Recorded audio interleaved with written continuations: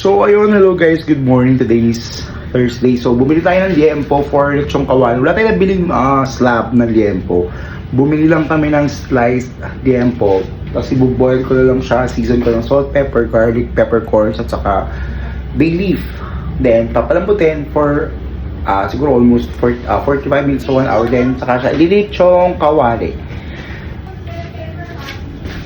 Then, bumili tayo ng pakwan. Magagawa tayo ng watermelon shake later. So, this is 190 pesos. Hindi ko ilang kilo inabot. Pero sobrang red na niya guys. Pakita ko sa inyo. So, yun o. Perfect. Diba? Sweet na sweet. Parang ako. Wow. So, yun. Prepare ko muna yung ating pangluto. Then, bumili pala kami ng isang pampano. 225 pesos. Steam natin to. Ayan o. Pampanoch. Siya lang ha. Tulo. So yun. Prepare ko muna natin liempo for our crispy liempo. Ano? Aben? Ticho ko pala. Bye guys.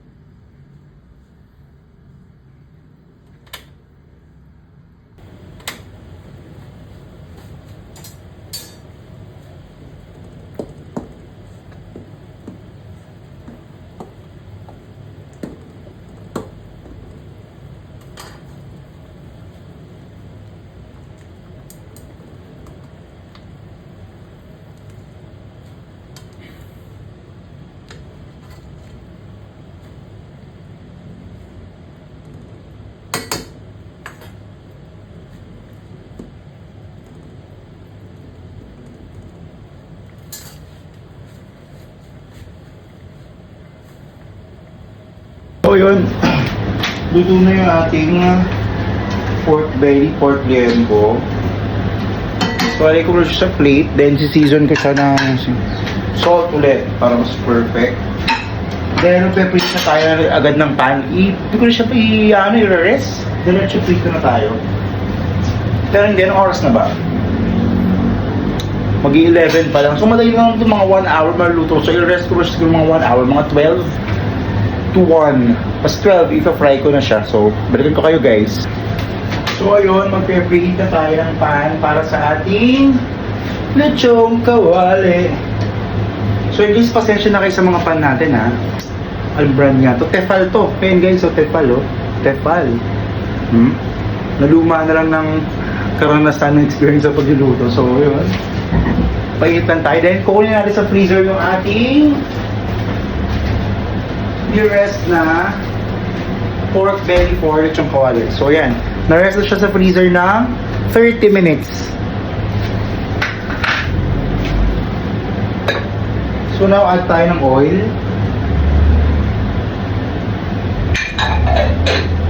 Yung usual pa kasi tayong ginamit ko sa pork liempo.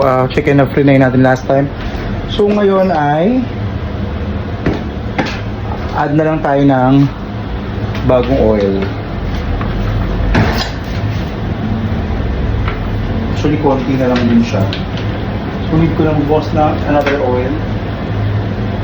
Tcharam!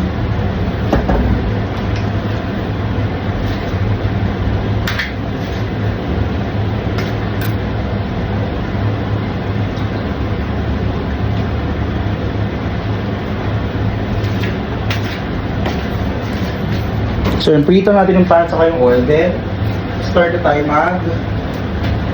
Pratu. Balikan ko kayo guys.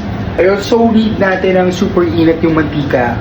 Parang medium to high na temperature ng ating oil para sa pagprito ng ating lechong kawali para hindi siya magsag, mas malutong ang kalalabasan ng ating pork belly. So, abangan lang natin guys.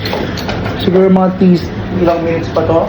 Check ko yung temperature ko, yung thermometer ko kung gumagana ba para check yung oil. Pero kasi, check ko naman yan kapag naglagay ka ng wooden stick. Pagka ininom mo sa oil, dinip mo sa oil yung dulo ng bamboo skewers. Kapag ka nag-whistle na gano'n siya. So, hindi pa. Ulit yan natin later. Then ito, balik ko muna ulit sa freezer before ko i-prito dahil nagpapaint pa lang tayo ng mantika. Mas maganda kasi medyo matigas siya, medyo ma-frozen siya ng konti. Galing sa freezer, malamig siya pag drain up natin sa oil, mas crispy yung palalabasan ng ating pork belly. So, balikan ko kayo guys. So, yun, okay. I think okay na yung temperature ng ating oil. Pwede natin i-drop yung ating pork belly. So, kunin natin siya sa freezer.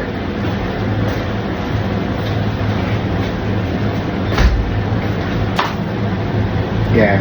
Pre-cook na to guys. Nalagay na natin ito kaya ng almost 1 hour. Patimpla na rin. Mag-ready rin ako ng lid ng ating pot. Kasi, for sure, ayaw natin masira yung ating magandang skin. Magandang skin. Anyways. Prepare, cover.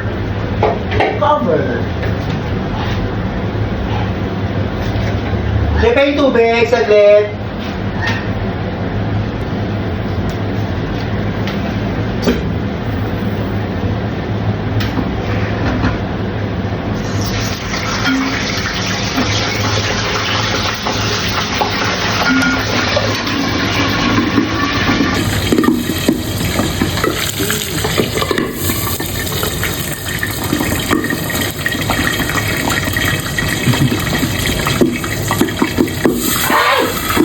Oh my God. Oh my goodness. Pumapatok yung lechong kawali. Ay, shock.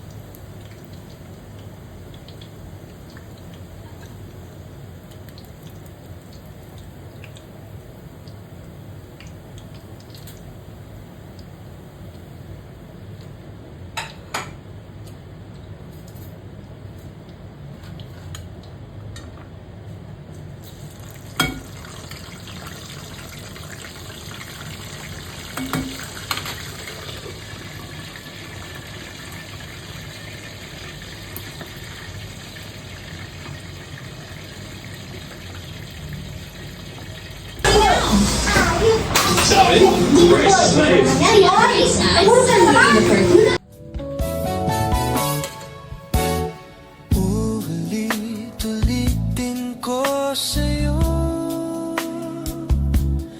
ang nadarama ng aking puso.